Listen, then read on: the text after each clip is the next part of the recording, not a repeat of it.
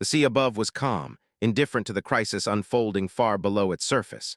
In the darkness of the Atlantic, a German U-boat lay immobilized on the ocean floor, its steel hull pressed into the mud like a gravestone. The depth gauges had stopped changing. The engines were silent. Inside, more than 40 men waited in air that was already turning stale. There would be no explosions, no gunfire, no visible enemy, only time and the slow arithmetic of oxygen. Submarine crews were trained to expect danger. They rehearsed flooding drills, practiced sealing compartments, memorized procedures for fire, collision, and depth charge attack. Yet no amount of training prepared them for stillness. When a boat could not surface and could not maneuver, skill became irrelevant. Experience offered no advantage against physics. Steel did not forgive mistakes, and the sea did not negotiate. The irony was absolute. The U-boat had been designed as a weapon of invisibility, silent, predatory, lethal. It had stalked convoys unseen, turning merchant ships into wreckage with calculated efficiency. Now that same stealth worked against its crew. There were no distress signals sent, no plume of smoke, no sign on the surface that men were trapped below, counting breaths. As minutes passed, carbon dioxide thickened the air. Headaches began first, followed by dizziness, then nausea. Sweat formed despite the cold. Machinery that normally hummed with life became obstacles, pipes to be leaned against, valves to be checked again and again, as if repetition might alter reality. Officers moved through the compartments, speaking calmly, measuring consumption rates, calculating how long consciousness could be preserved. Panic was not shouted, it was swallowed. Small failures became existential threats. A battery leak, a jammed ballast valve, a system designed for war, not rescue, now demanded perfection. Men who had survived depth-charge barrages now feared sleep, knowing they might not wake. Courage in this moment was not dramatic, it was procedural. And then came the realization that changed everything. Survival was no longer a matter of endurance alone. Time could not be stretched. Air could not be negotiated. Escape would require something else, an intervention so improbable it bordered on fantasy, and a rescue method few submariners had ever truly believed in. Far above the silent hull, in waters controlled by the enemy, a decision would soon be made. One that would determine whether this boat remained a weapon of war, or became exactly what the ocean intended it to be. German submariners were taught to see themselves as an elite within the Kriegsmarine. Selection was rigorous, training relentless, discipline absolute. Life aboard a U-boat demanded trust without hesitation.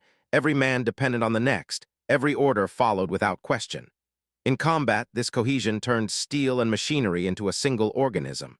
Now, sealed beneath the Atlantic, those same virtues were all that remained. The boat lay motionless on the seabed, its keel settled into silt hundreds of feet below enemy-controlled waters. There would be no surfacing at dawn, no radio report to headquarters.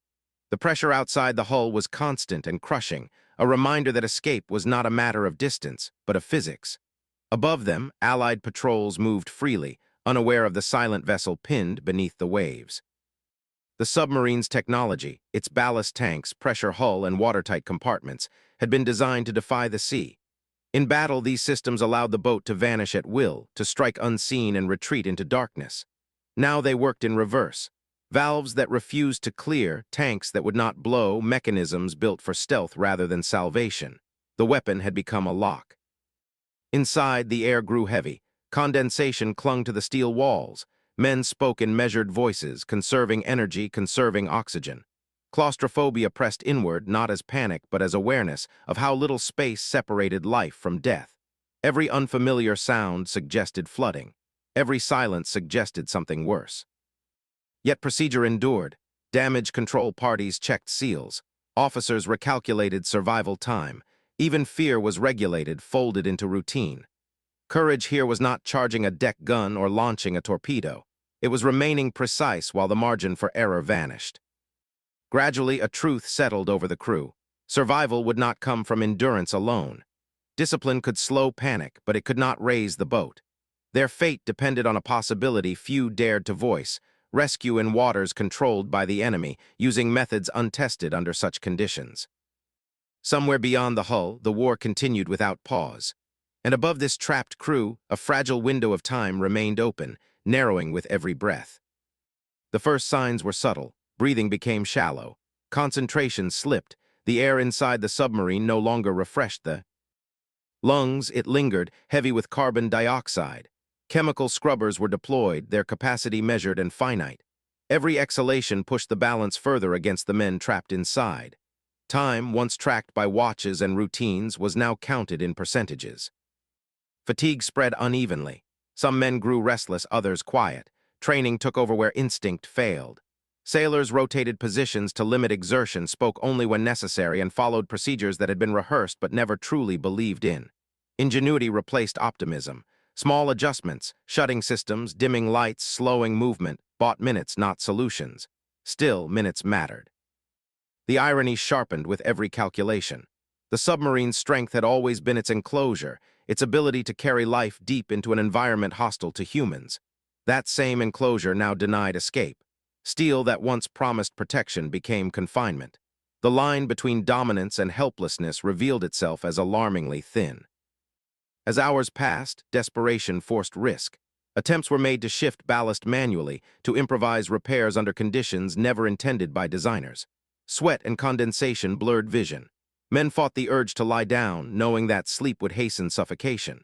Psychological strain pressed harder than the water outside the hull. Near-certain death demanded discipline, not heroics. And yet beneath the exhaustion, something endured. The belief that skill and resolve might still matter. That the war had produced tools and minds capable of answering this crisis. The crew understood that if rescue came, it would not be routine. It would require daring, innovation, and a willingness to challenge assumptions long held by navies on both sides. Above them, unseen and uncertain, the possibility of salvation began to take shape. Fragile, experimental, and unproven. Whether it would arrive in time remained an unanswered question. By now, there was no illusion left inside the hull. The crew understood that no combination of procedure or improvisation would lift the boat from the seabed. The mathematics were unforgiving. Oxygen consumption could be slowed, carbon dioxide absorption delayed, but gravity and pressure could not be negotiated.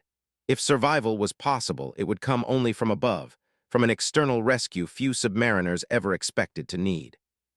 The decision to signal distress carried its own risks. Radio transmissions and emergency markers threatened to reveal the boat's position in waters patrolled by the enemy. For years, U-boat doctrine had been built around silence. Now silence guaranteed death. Messages were sent upward in controlled bursts, stripped of anything unnecessary, each transmission a calculated gamble between exposure and extinction.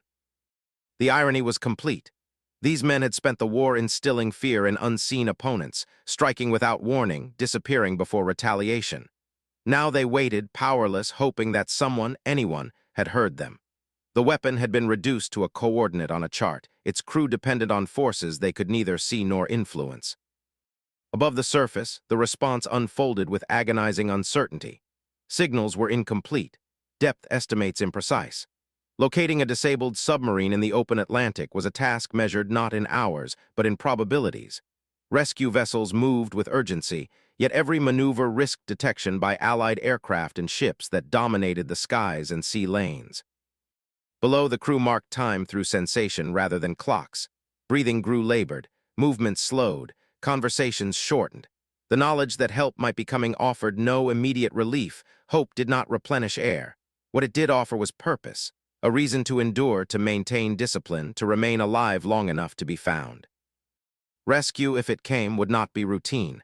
It would demand precise navigation, unfamiliar equipment, and men willing to approach the edge of feasibility under wartime pressure. Mistakes would be final. Coordination would be everything. Somewhere on the surface, calculations were being made and courses plotted. Whether they would converge on the right patch of ocean before time ran out remained uncertain, but the race had begun. On the surface, the rescue effort began not with certainty, but with improvisation. Charts were spread across cramped operations rooms, and depth estimates were recalculated again and again. The technology required to reach a disabled submarine at such depth was still experimental, designed more in theory than practice. Yet delay was not an option. Every calculation carried the weight of lives measured in hours. Among naval officers and engineers, skepticism ran deep. Few believed that a trapped crew could remain alive long enough for help to arrive, let alone be extracted from a pressure hull resting far below the reach of conventional diving equipment. Wartime experience had taught them to expect losses, not recoveries. The sea, once claimed, rarely returned what it took. The irony was unavoidable.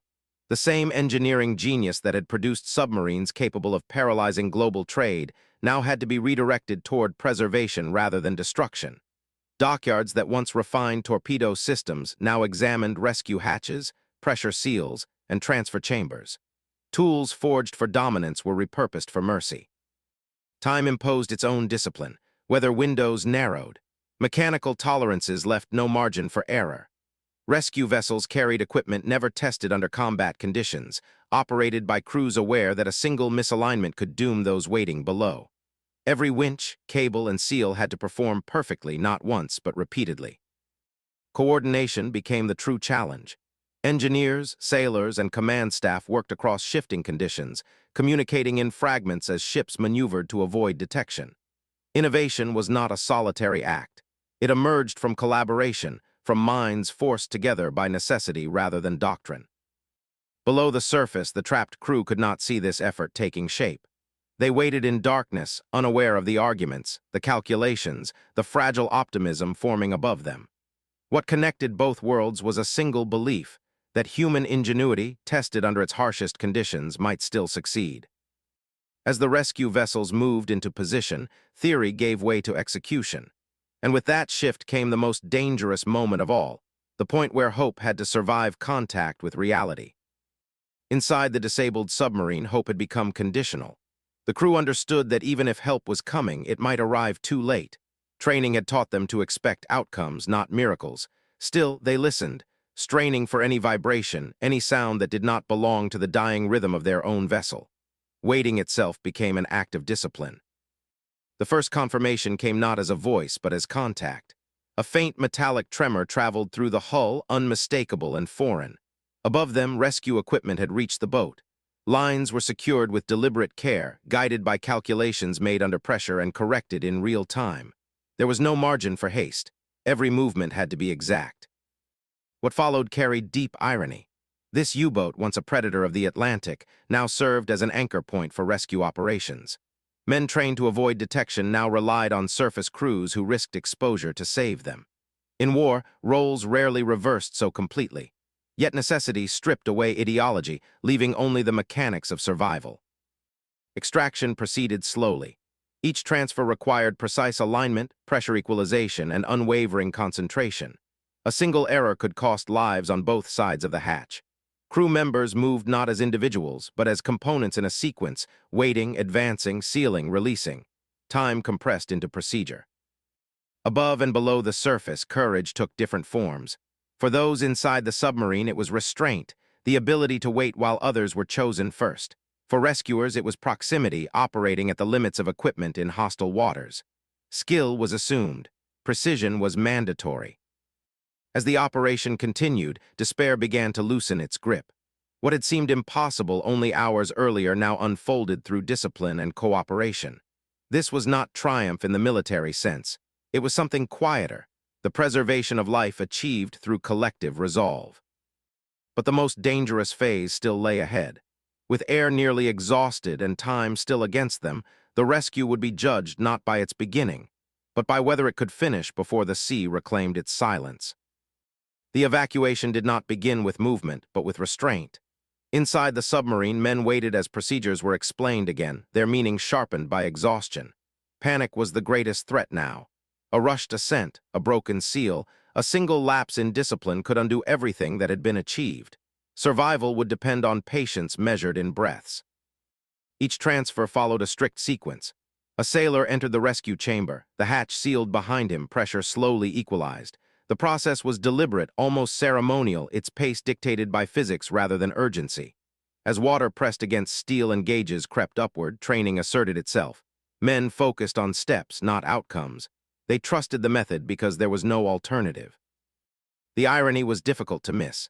This same vessel had once carried them silently into contested waters, delivering destruction with mechanical precision. Now it stood as a fragile bridge between life and death. Its compartments, once crowded with torpedoes and fuel, became waiting rooms for survival. War had reduced the submarine to its most basic function, keeping humans alive long enough to be saved.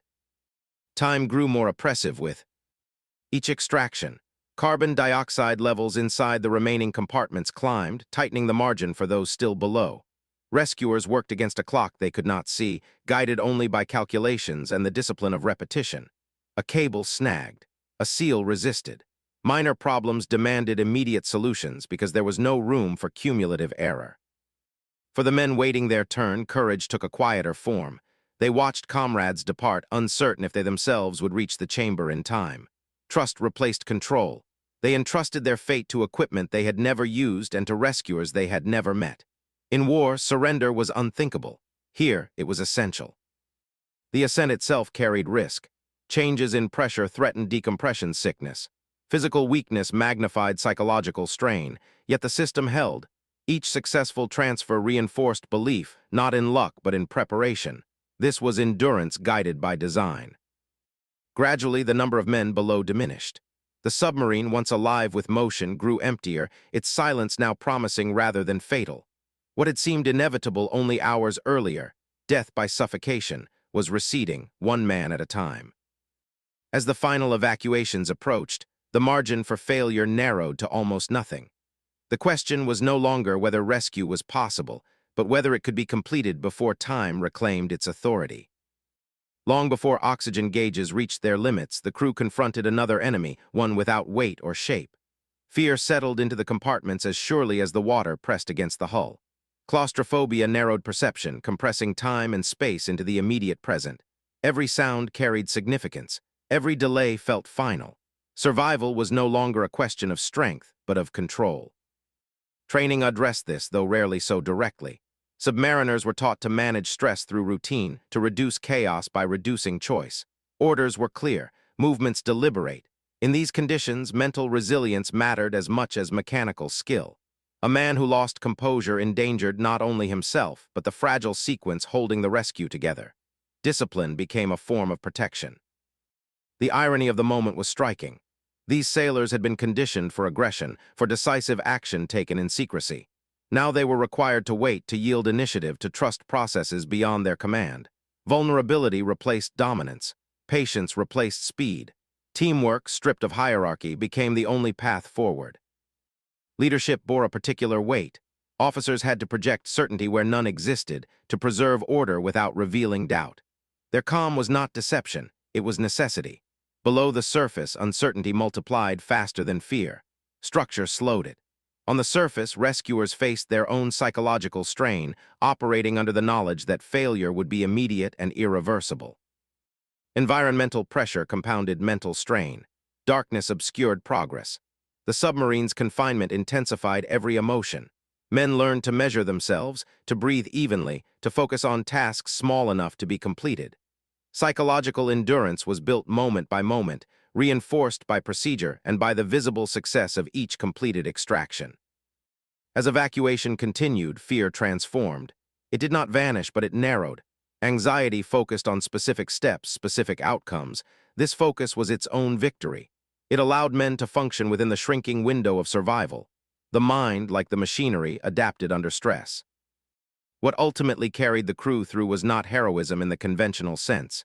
It was restraint, trust, the willingness to surrender control to a system and to one another. In war, these qualities were often secondary. Here, they were decisive. As the rescue neared completion, it became clear that the operation's success depended not only on engineering and coordination, but on the quiet, disciplined endurance of the men inside the hull. An endurance tested to its limit and not yet released. The final phase of the rescue unfolded under the most unforgiving conditions of all. Below the surface, only a handful of men remained inside the submarine, the air now thin and sharp in the lungs. Above, the sea had begun to turn. Wind shifted the vessel's holding position, testing cables and alignment. What had been an engineering problem became a test of endurance, played out in minutes that felt immeasurable. Each remaining extraction carried disproportionate weight. The systems were unchanged, but the margin for failure had narrowed almost to nothing. Fatigue pressed on rescuers and survivors alike.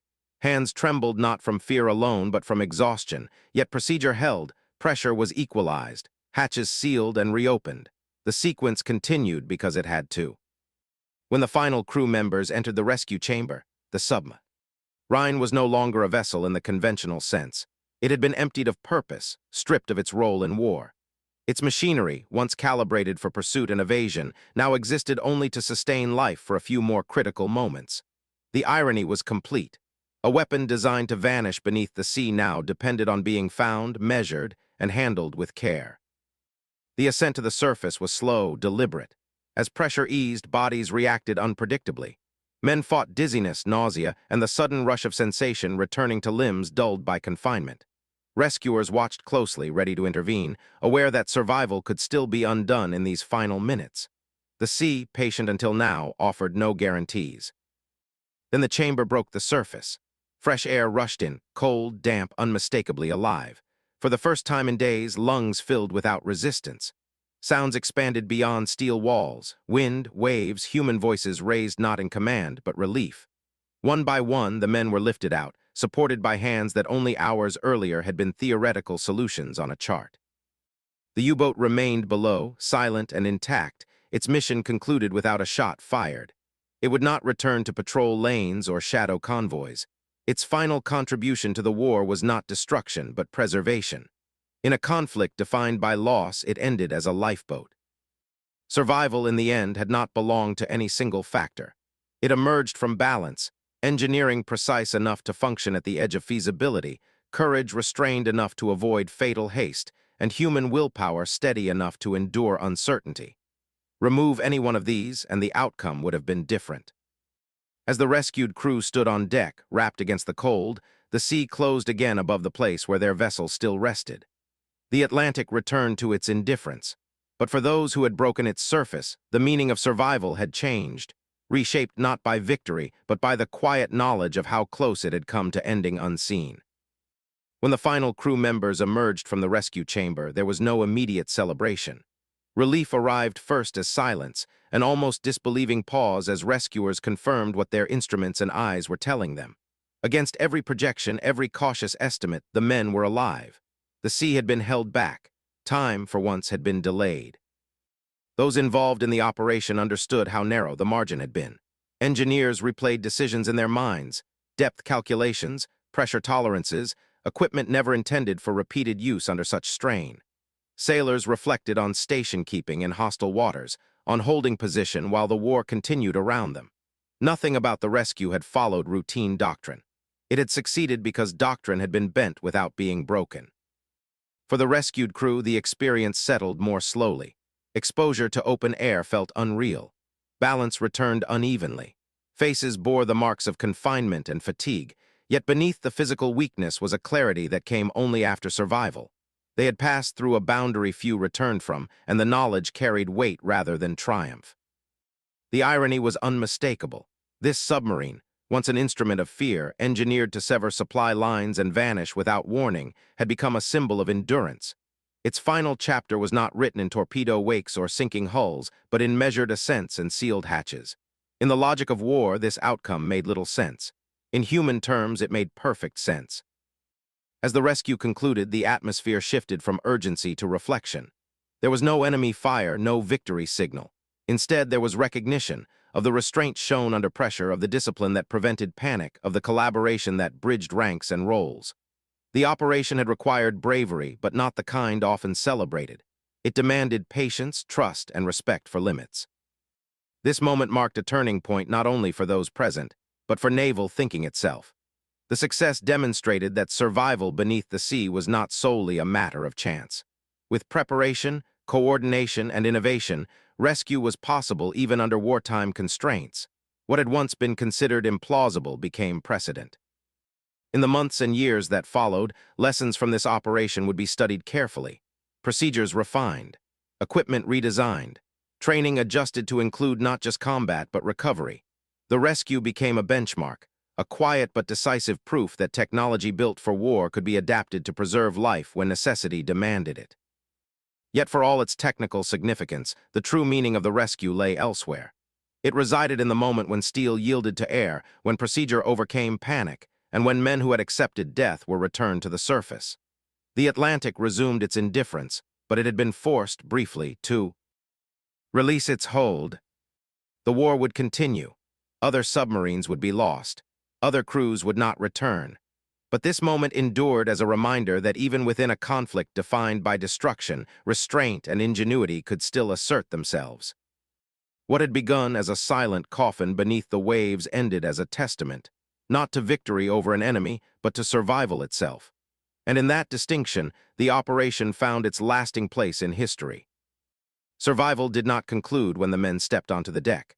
For many, it began a quieter struggle that unfolded long after the sea released them.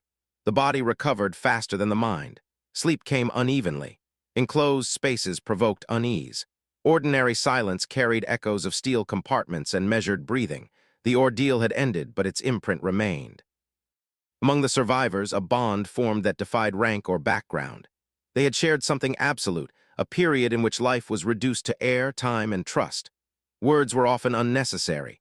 A glance could recall the darkness, the waiting, the discipline that had kept panic at bay.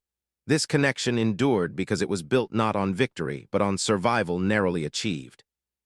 The irony of their salvation followed them. These men had served aboard a machine designed to take life efficiently and invisibly. Yet their own lives had been preserved by ingenuity, patience, and courage, qualities applied not in combat, but in restraint. In some cases, rescue had depended on individuals operating in contested waters, risking their own safety for men they had been trained to destroy. War rarely allowed for such contradictions, but this episode made them unavoidable. For many, the experience marked a turning point. The certainty that had once accompanied service faded, replaced by humility. They had confronted a boundary beyond which training and will alone could not carry them. Gratitude emerged not as sentiment, but as perspective. Survival had not been earned in the conventional sense. It had been granted through cooperation and circumstance. The rescuers carried their own burdens forward. They returned to duty with the knowledge that they had held lives in balance, that their precision and restraint had mattered as much as any engagement. Some spoke little of the operation. Others studied it, refining procedures, determined that what had been learned under pressure would not be lost. For them, rescue was no longer theoretical. Over time, the memory of the submarine itself shifted. It ceased to be merely a weapon or a near grave. It became a reference point, a moment when the logic of war bent toward preservation. Survivors measured later hardships against that descent, that waiting, that ascent into air. Few experiences matched its clarity. The war moved on, indifferent to individual survival. Other boats were lost. Other crews vanished without recovery, yet this rescue lingered in naval thinking and in private reflection. It demonstrated that even within industrialized conflict, outcomes were not always final. That ingenuity could serve life as effectively as destruction. In the years that followed, survivors carried forward a changed understanding of risk, authority, and trust. Some remained at sea. Others left service altogether. All carried the knowledge that survival had come not from dominance but from dependence, on systems, on others, on calm maintained under pressure. What endured was not triumph but perspective. They had entered the war as operators of a machine. They emerged as witnesses to its limits. And in that realization, their lives were forever altered, not by what they had destroyed, but by what they had been allowed to keep.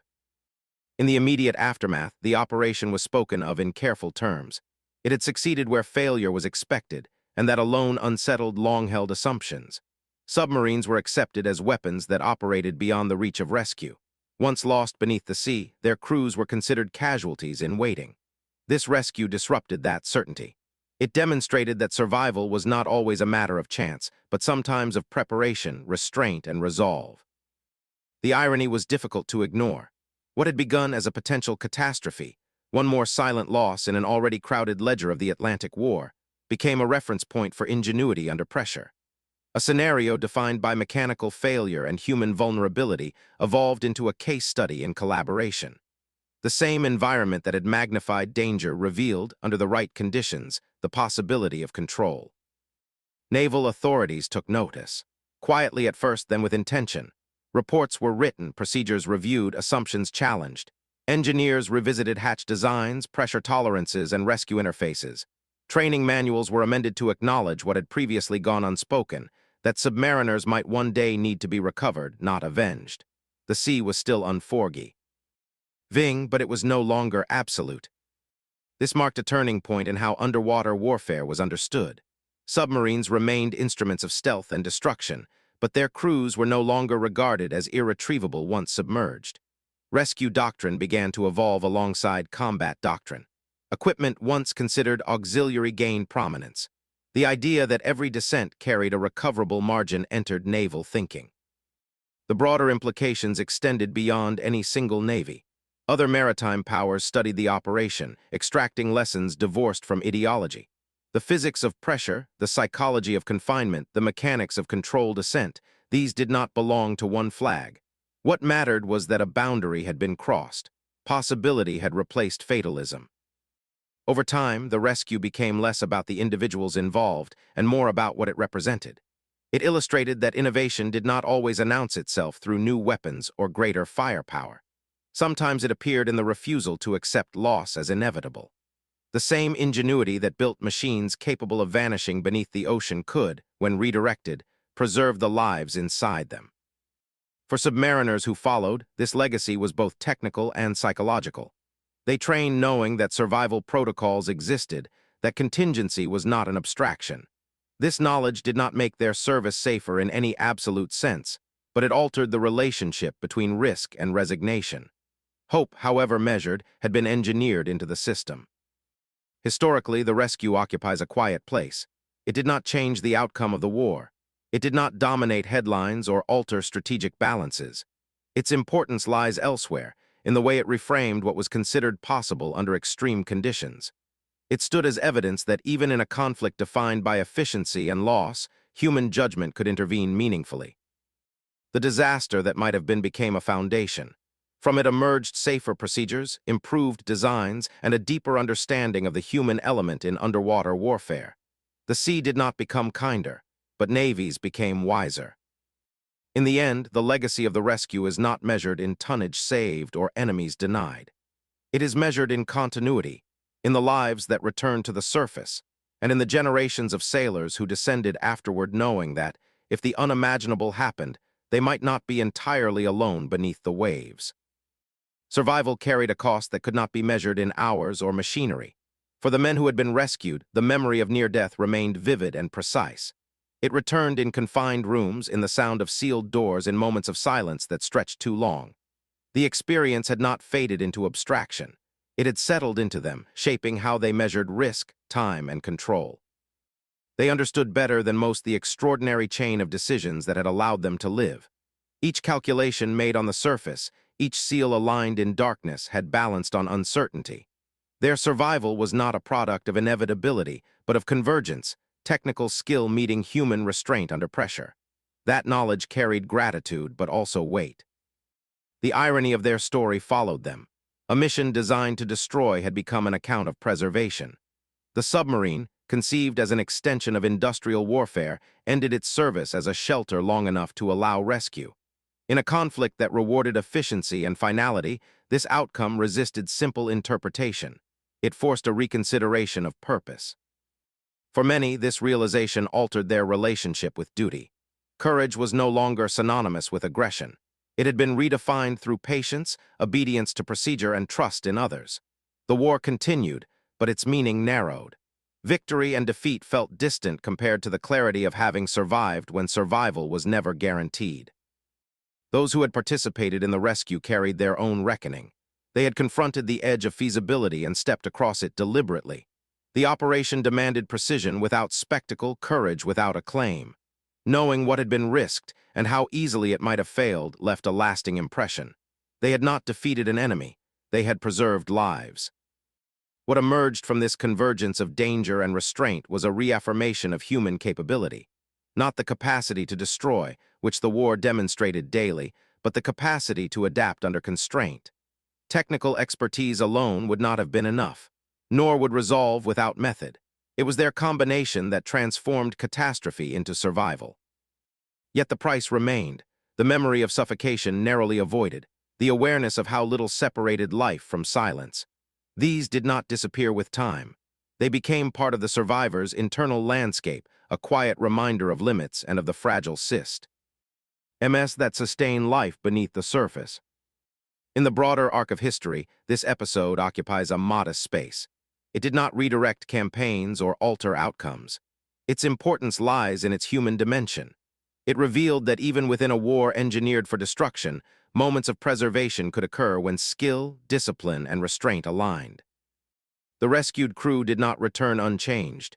Neither did those who saved them.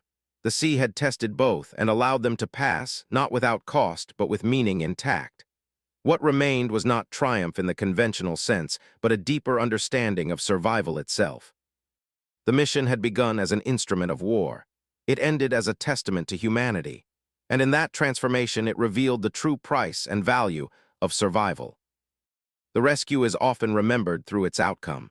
The men who surfaced alive, the submarine that did not become a grave. Less visible are those who made that outcome possible. Engineers bent over calculations in cramped compartments, sailors held vessels steady in uncertain seas, and technicians trusted equipment that had never been tested under such conditions. Their work unfolded without spectacle, defined by concentration rather than acclaim.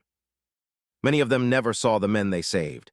They worked through instruments, diagrams, and procedures, translating theory into action under relentless pressure. Decisions were made quickly but never casually. A fraction of an inch in alignment, a minute lost to hesitation, these could erase any chance of success. Responsibility was carried quietly without ceremony. The irony of their role endured. These individuals were trained for war, yet their most consequential actions preserved life rather than ended it. In a conflict that measured success through destruction, their contribution resisted simple classification. There were no enemy vessels sunk, no territory gained. What they changed were outcomes measured in human breath. Risk was constant. Rescue vessels operated in contested waters, exposed to detection while holding position for hours. Engineers pushed machinery beyond designed limits, knowing failure would be immediate and irreversible. Compassion did not remove danger. It required confronting it directly, without the psychological distance that combat sometimes provides. Afterward, recognition was limited. The operation did not align neatly with narratives of victory. Reports were filed, lessons recorded, and duties resumed. For many involved, the rescue became something personal, a quiet reference point rather than a public achievement. They carried the knowledge of what had been attempted and what had been saved. This is where the nature of heroism becomes clear. It did not emerge from confrontation, but from restraint, from patience under pressure, from the willingness to accept responsibility for lives unseen. These men and women acted not because they were ordered to be heroic, but because the situation demanded precision, empathy, and resolve. The rescued crew understood this intimately. Survival had not come from chance alone. It had come from strangers who chose to engage with impossibility rather than accept it. That understanding endured long after the details of the operation faded. In historical accounts, such figures often remain peripheral. Their work lacks the drama of battle, the clarity of victory. Yet without them, the story would end differently. Their contribution reminds us that war is not sustained only by those who fight, but also by those who preserve. Heroism in this context was not loud. It was measured. It existed in the careful alignment of equipment, in the decision to hold position a little longer, in the refusal to abandon hope when calculations said otherwise. The rescue succeeded because of these unsung participants, because they applied ingenuity and compassion where destruction was easier. And in doing so, they altered the lives of others in ways that no official commendation could fully capture. They had been trapped beneath the waves, facing death measured in breaths rather than bullets. No enemy stood before them, no battle line could be drawn. There was only steel, pressure, and time closing in. In that darkness, the outcome seemed preordained. And yet it was not.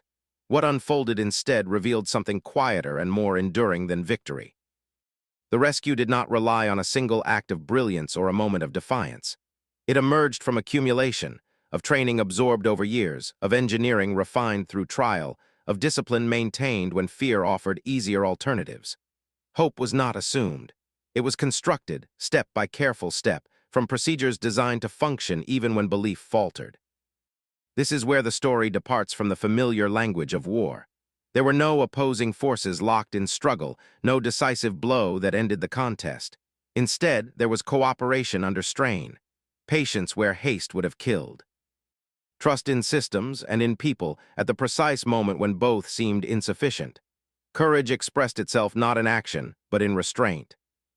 The submarine itself stands at the center of this transformation. Built to disappear, to deliver destruction unseen, it became something else entirely. Its compartments turned from instruments of war into spaces of waiting.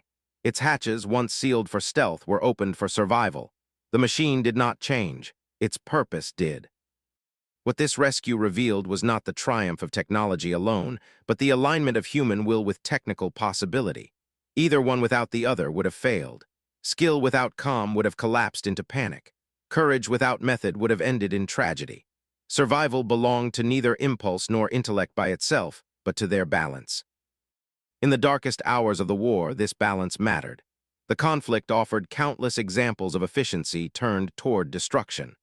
This episode offered something rarer, a demonstration that ingenuity could also preserve, that even within systems designed to take life, there remained the capacity to save it. The men who emerged from the sea carried that understanding forward. They did not speak of triumph in the language of conquest. They spoke of breath, of light, of the moment steel gave way to air. For them, survival was not abstract. It was physical, immediate, and unforgettable. The rescuers carried it too. They returned to duty with a quiet certainty that their work had meaning beyond orders fulfilled. They had confronted the limits of possibility and pushed against them, not recklessly, but deliberately. They had proven that precision and compassion could coexist, even in war. History would not pause for this moment. The Atlantic would claim other vessels. Other crews would not return. But this rescue endured as a counterpoint, a reminder that outcomes were not always final and that fatalism was not the only response to catastrophe. In the end, the story resolves not with conquest, but with return. Men who had prepared to die instead stood again beneath an open sky. A submarine built for war became a stage for heroism. And beneath the sea, where silence had nearly claimed them, lives were not only saved, but forever changed.